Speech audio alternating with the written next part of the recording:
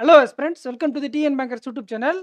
IBPS PO உடைய notification நமக்கு July 1 expect பண்ணலாம்.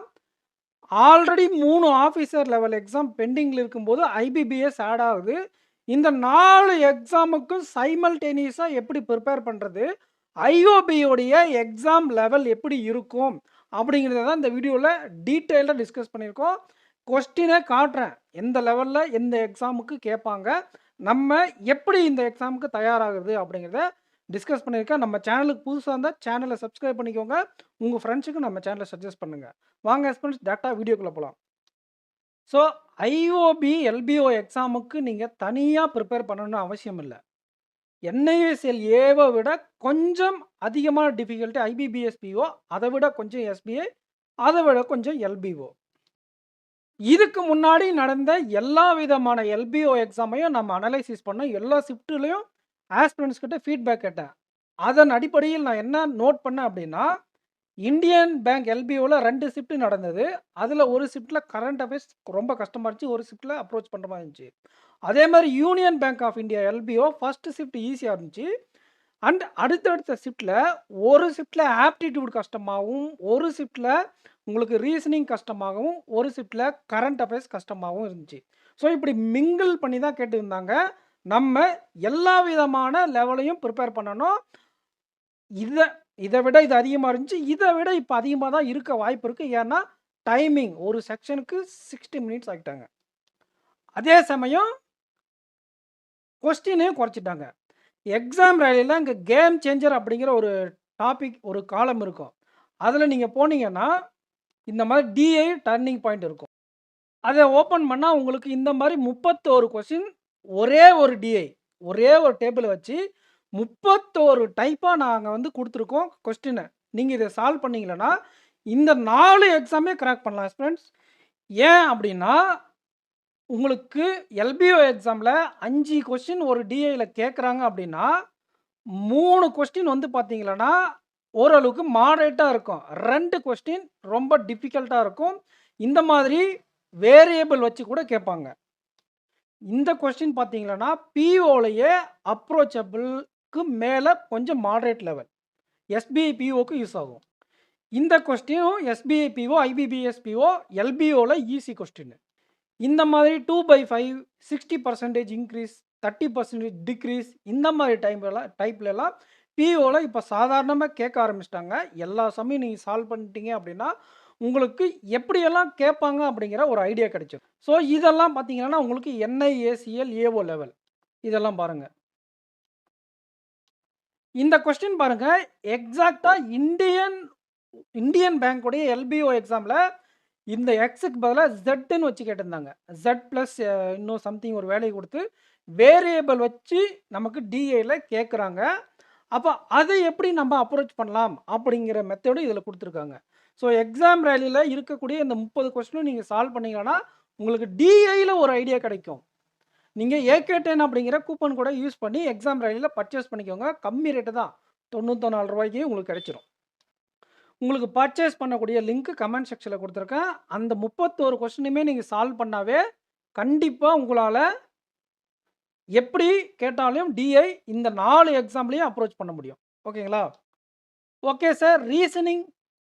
ரீசனிங்கும் அதே மாதிரி தான்.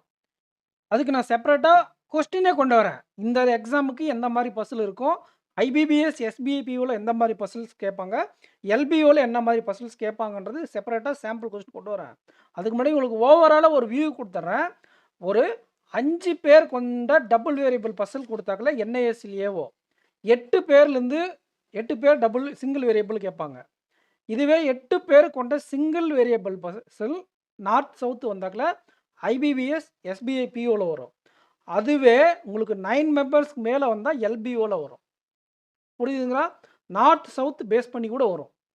அப்புறம் 10 பேர் கொண்ட பாக்ஸ் பசில் டபுள் வேரியபிள் பசில்னால் எல்பிஓவில் நீங்கள் 6 பேருக்கு மேலே 6 to 7 பேர் எக்ஸ்பெக்ட் பண்ணலாம். ஐபிபிஎஸ் பிஓ எஸ்பிஐ பிஓவில் 5லேருந்து 6 பேர் எக்ஸ்பெக்ட் பண்ணலாம். நீங்கள் என்ஐஎஸ்எல்ஏவில் 5 பேர் கொண்ட டபுள் வேரியபிள் பசில் எக்ஸ்பெக்ட் பண்ணலாம். இவ்வளோ தான் வித்தியாசம். நீங்கள் ஐபிபிஎஸ் எஸ்பிஐ பிஓக்கு ப்ராக்டிஸ் பண்ணுறது என்ஏசிஎல் ஏஓக்கும் இம்பேக்ட் பண்ணும், எல்பிஓ எக்ஸாமுக்கும் உங்களுக்கு பூஸ்டப் பண்ணும் மார்க்கை. 2க்கும் நடுவுல தான் இருக்கும் இந்த ஐபிபிஎஸ் எஸ்பிஏபி உடைய பசில், டிஐ கொஸ்டின்ஸ் எல்லாம். புரியுதுங்களா?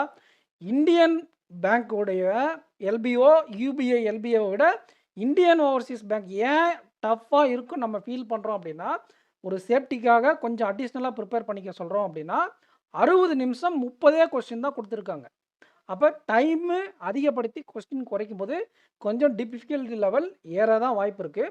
அப்படி ஏறினா கூட இந்த 30 கொஸ்டினையும் அந்த 60 நிமிஷத்தில் அப்ரோச் பண்ணுற அளவுக்கு தான் உங்களுக்கு லெவல் இருக்கும். நீங்கள் ஸ்ட்ரகிளே ஆக மாட்டீங்க. எக்ஸாம் ரொம்ப ஈஸியாக தான் இருக்கும்.